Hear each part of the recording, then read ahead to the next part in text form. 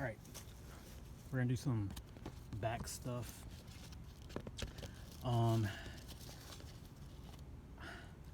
couldn't really find, and truth be told, I didn't look super duper hard, but the looking that I did do, I couldn't really find a satisfactory description of how to do a dumbbell row to put in your exercise guide. So I just figured I would just do a video about it. There are a few different ways you can do dumbbell rows, and most people will direct you to a bench. They'll have you do a variation on a bench where you have one hand and one knee on the bench, and I'll show you how to do that. But I'm also going to show you my preferred method of how to do the dumbbell rows. So you can do a staggered stance, or you can do a neutral stance where your feet are not split, so your feet are basically like side by side. However you do this, you're going to be bent over. So depending on how your lower back is, depending on how the muscles in your upper back are to support the rest of you, like to support your head, the weight of your head and stuff, to keep your shoulders from sagging.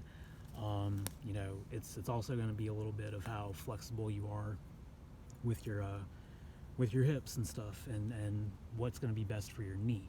You know, because the traditional dumbbell row variation that you see people doing on a bench requires you to have your knee bent and pressing into the bench the whole time.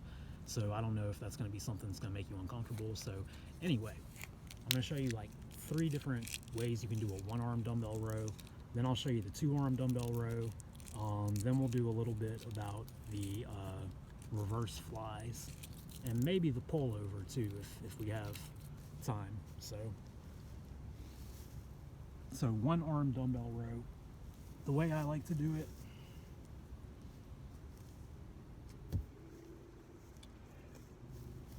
and I like to do it like this because 2 reasons. Number 1, you can do a heavy weight with it, and number 2, you're not cheating at all. So you're really getting your money's worth.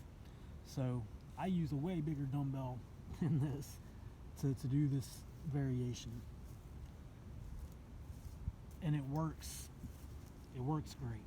So you may surprise yourself with how much weight you can pull once you sort of get this move down. So you're going to split your feet like mine are here, opposite leg and hand. Alright, I'm going to grab this bad boy.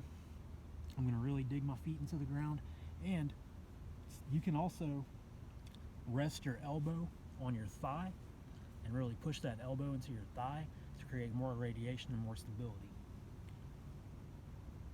And then I'm going to grab this bad boy here, straight arm. Now, before I even pick it up, again, I'm grabbing this as hard as I can, and I'm irradiating as hard as I can.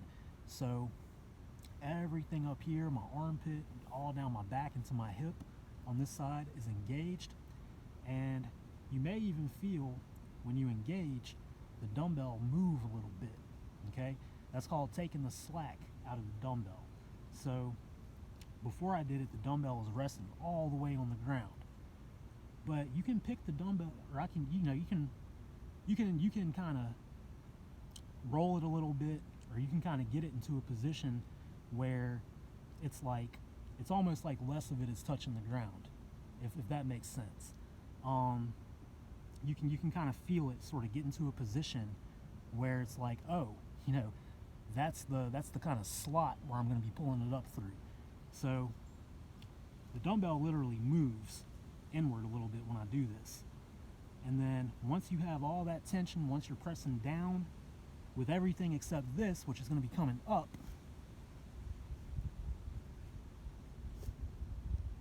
you really drive that elbow and try to get it as high as you can.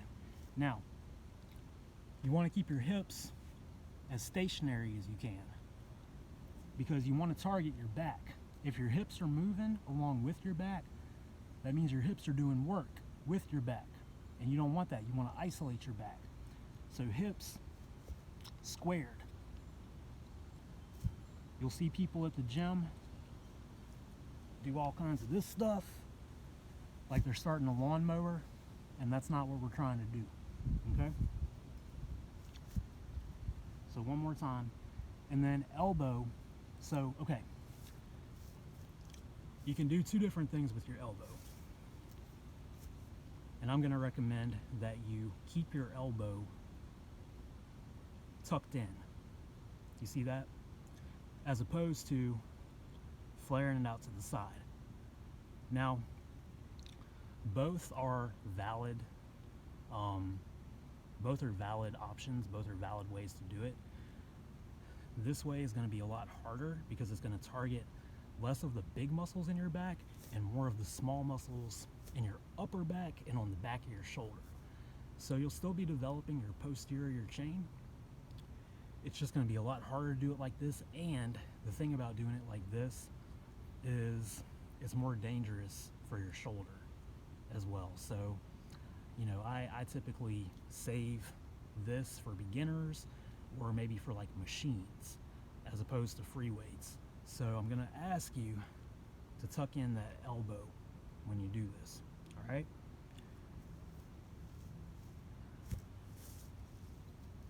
Now we're going to show you oh wait, that was just one variation. So if you do want to try this on a bench, and I do encourage you to try different variations of this out and see what works for you. If you do want to try the traditional method on a bench, what you're going to do, and I don't have a bench here, so we're just going to have to use our imaginations. So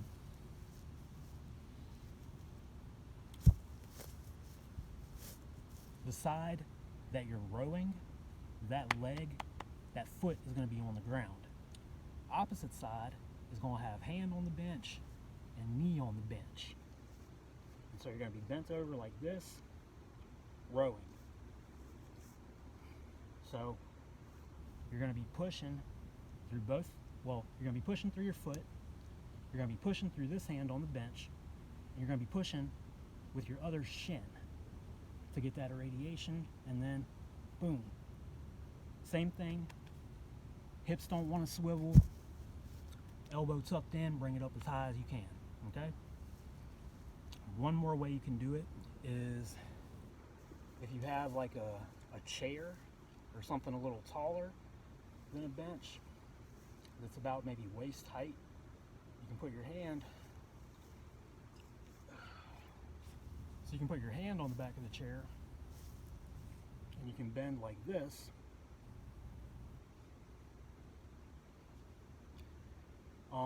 You can do feet side by side, or you can do a staggered stance where you put the working side leg back. And you don't even have to hold on to anything. You can do a standing one, which would be kind of like the first variation I showed you, except you wouldn't be bringing it from the ground. You would just be bent the whole time. You can also do feet side by side.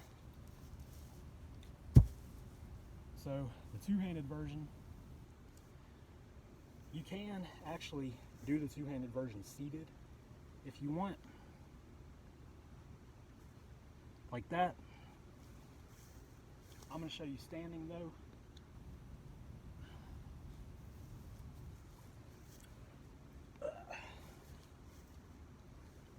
Feet side by side, and you're going to bend over, you're going to hinge at the hips. So what you don't want, obviously,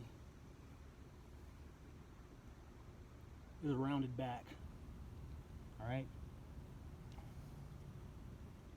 you want that engaged. You want your shoulders above your butt and your head above your shoulders,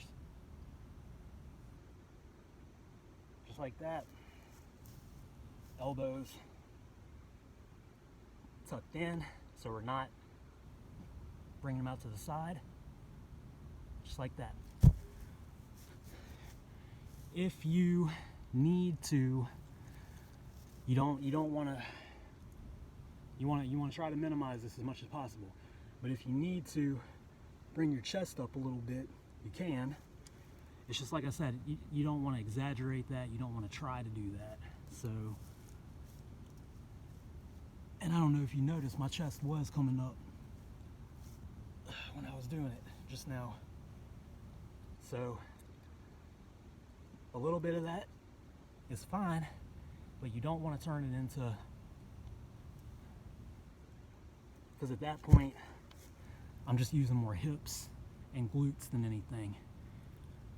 Boop, boop. Okay, so in your exercise guide, there's going to be instructions for how to do a reverse fly, which is for your posterior deltoid. You have deltoid is your shoulder, is a 360-degree joint, so you need muscles all around it. So you have the rotator cuffs down in here, which is made up of 4 muscles: your infraspinatus, supraspinatus, subscapularis, and wait, did I already say infraspinatus? Shit, I said infraspinatus, supraspinatus, subscapularis, and teres minor. That's the 4. And then up here you have an anterior, a medial, and a posterior head of your deltoid, and they all, anterior raises it to the front, medial to the side, and posterior behind you. All right, so a reverse fly, and I wish I had lighter dumbbells out here so I could show you with dumbbells, but it's already in your exercise guide anyway. I think in your exercise guide it's a seated version, which is the safest one. The standing version is going to have more benefits for like your whole body and your core, but the seated version is going to be better to target the rear deltoid muscles, which are very small muscles that, you know, people who don't go to the gym don't really use, so they're usually underdeveloped. So, you know, seated is the way to go, I would say, for you. I mean, you're basically just going to be sitting in a seat bent over like this. So imagine that my butt's on a seat and I got the dumbbells here and I'm raising them to my sides with as straight of arms as I can, really focusing on trying to push up through that elbow and being as slow and controlled as I can. Well, you don't have to go slow, but as controlled as you can through the motion. All right. You may not be able to do much weight on those to start out at all. So if you do need to start out with just your empty hands, just make sure to make as much tension as you can and really try to feel this back here. So like this part on the back of your shoulder and sort of right next to it is what you really want to feel. So if you flex as hard as you can and hold up here for a few seconds and really just extend those arms as far out as you can, and then fight the motion down and then fight it on the way up, you can at least build that movement pattern and sort of build up to using weight. However, another way that you can build up to using weight is to cheat, and that's what I'm going to show you next. So again, 9 times out of 10 you're going to want to go slow and controlled, but there are instances where cheating and where momentum is warranted and is preferred. So we're going to do a cheat fly. So you're going to be in the same position. You're going to be sitting bent over with your torso on your thighs, but I'm going to show you the standing version just because I don't have a chair out here. Okay, so I'm going to bend over and do this. You're going to grab some heavy dumbbells and you're just going to cheat. You're going to use momentum. You know, you're going to use a little, they call it body English. You know, you can come up with your chest a little bit to help you. All this is just trying to overload the muscles in your posterior deltoid to get them used to doing this motion. So this is not so much a muscle builder as it is just sort of like a neurological, like, you know, enforcer or something like that. This is more of a movement pattern teacher. It's more of like a, you know, wake up your muscles as opposed to build up your muscles, if that makes sense. All right. So again, I'm going to do it bent over, but I prefer that you do this stuff seated. However, if you know, if you want to play around and try it out bent over and you like bent over better, go for it. Ain't nothing wrong with a little bending over, you know what I'm saying? I shouldn't have said that. Anyway, so heavy weights, and you can even kind of swing them a little bit to get them started, and then you're just going to jump them up as much as you can. So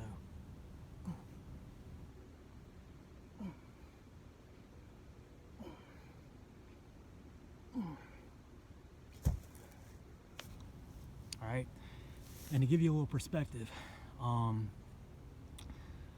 when I do reverse flies, regular reverse flies, I mean, 15 pounds is usually good for me. 10 pounds if I'm not feeling too hot, or if I'm really just trying to go for like real slow and controlled. That was 35 pounds that I was using right there. So just to kind of put it into perspective of how difficult this exercise is, and you know, don't be discouraged if you're, you know, if you really do have to start with nothing. All right. You know, this move would probably even give you a little bit of confidence. Like, hey, you know, when I do the move for real, I'm doing it with empty hands, but you know, I can at least get it up a quarter of the way with 10 pounds in each hand. You know, it'll at least build up a little confidence for you. So, paused reverse fly is the next one that we're going to do. So I kind of showed you how to do this when I was talking about, you know, if you're not strong enough yet to use actual weight. We're going to do a paused reverse fly in one of the workouts. So the cheat reverse fly was to get your body used to initiating the movement, right? This is going to be to teach your body this part of the movement. All right, so you'll be able to use the most weight obviously on the cheats, less weight on the regular reverse flies, and then even less weight on this one.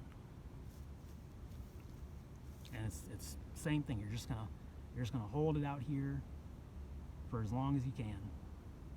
Or no, you're not.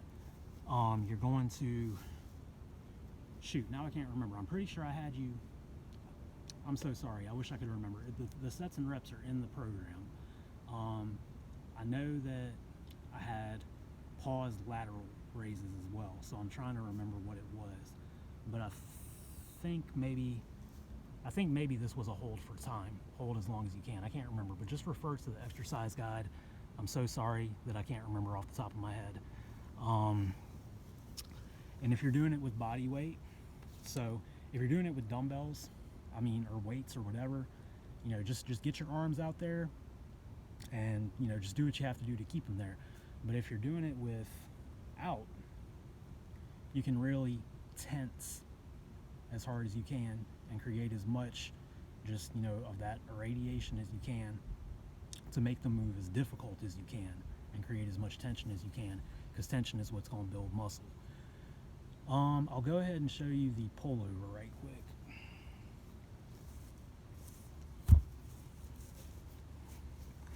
So,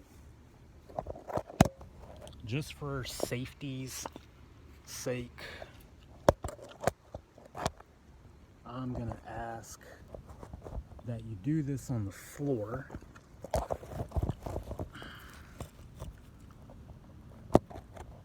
Because that's going to help protect your shoulders. But if you get comfortable enough with this over time, you can progress to lying on a bench. Lie on it like a bed, so lie on it long ways, hot dog style. Because the reason that I'm saying that is if you look up dumbbell pullover and look up images of it, you'll see people sitting, lying perpendicular to the bench with just their shoulder blades on the bench, and the rest of their body is off. But I don't want you to do that. If you ever go onto a bench to do these, I want you to lie on it like a bed, and have your feet hanging down, and so the whole back of your legs and your whole back is going to be on the bench because you're lying on it long ways instead. Okay, but for now I want you to do this on the floor, and you'll see why in a second.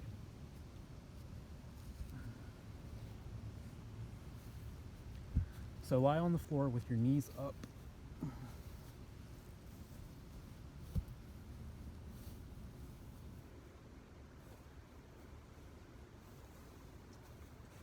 Sorry about that. Alright. So lie on the floor with your knees up.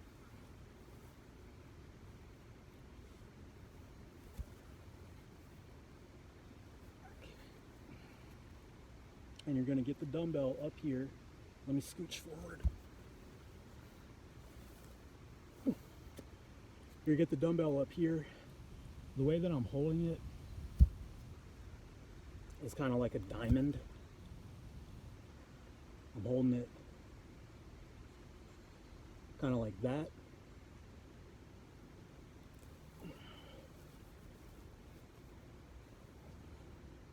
So one hand, this hand comes over. I've got like a slight bend in my elbows. They look locked out, but they're not. There's a slight bend in there. And then I'm just gonna bring this back and up. You're gonna feel a real stretch around your armpits. You might even feel a stretch in your abs. You'll feel a stretch on the sides, like where your rib cage is at. I'm trying to keep my elbows at the same angle throughout.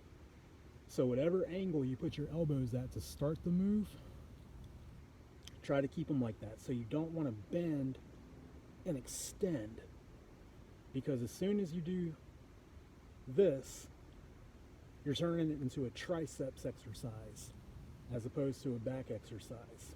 All right? So try to keep those locked out. If you find that to be kind of awkward, or if you find that this close grip is kind of irritating your shoulders, because it might, you can also grab your dumbbell like this. Well, yeah. You can grab your dumbbell like that. Just depending on what kind of dumbbell you have and depending on how heavy it is, it may be kind of hard to grip. Oh, but I actually kind of like that better now that I've done a few reps.